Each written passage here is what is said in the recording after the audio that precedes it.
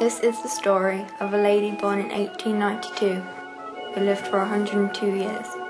Over the course of her long life, she saw 2 world wars, 7 British monarchs, major changes in society. Man even stepped into outer space. She saw the development of electricity and atomic power, and, shortly before she died, the digital age. It was certainly a long life, and as the times changed, so did the lady.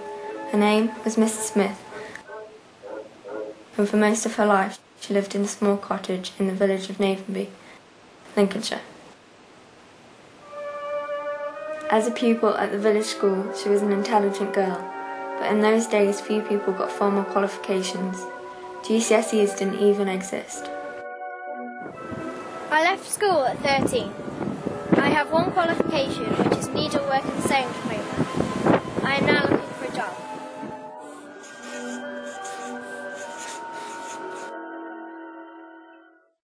Mrs. Smith moved away, working for families in Yorkshire, Derbyshire and Henley-on-Thames.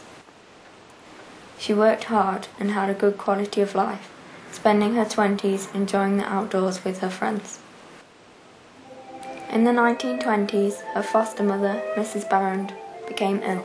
She was very old and couldn't look after herself anymore.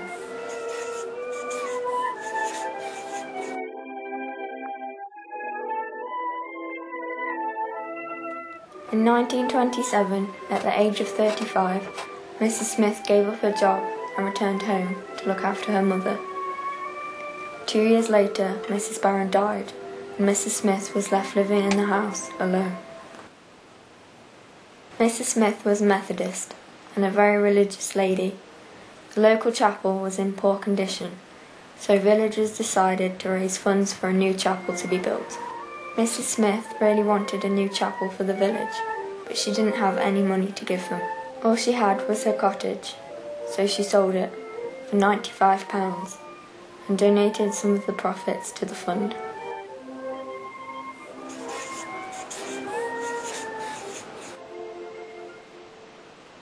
Mrs. Smith continued living in the cottage. After selling it, she rented it until she could afford to buy it back, which she eventually did. In 1995, at the age of 102, Mrs. Smith died. Her friends reflected that she had found the secret to a happy life and wanted to preserve her home and the way that she lived.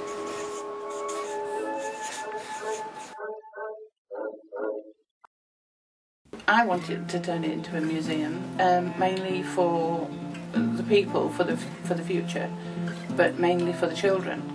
We decided that it would be a good idea to let people see how somebody could live to be 100 years old without all the modern amenities that most people have got. The modern world is so very, very different from the conditions under which she lived, and I think it's important that her way of life and her cottage should be preserved for younger people to get some idea of the sort of life she led. No bathroom, no proper washing facilities, and yet she lived and still went up to bed at 102. She must have reached a point mentally in the 30s or maybe the 40s where she said, I've got enough, my little house, my range, I don't need any of this other stuff. And she is one of very, very few. It's very rare to find people who did that. She didn't wish to change anything. I think Mrs. Smith led a very full life. She was involved in various organisations in the village, especially the Methodist chapel.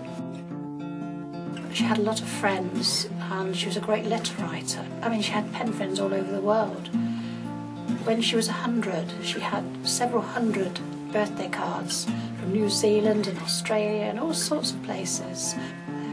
We even have people come to the cottage and say they're still using the wooden spoons that Mrs. Smith gave them as a wedding present.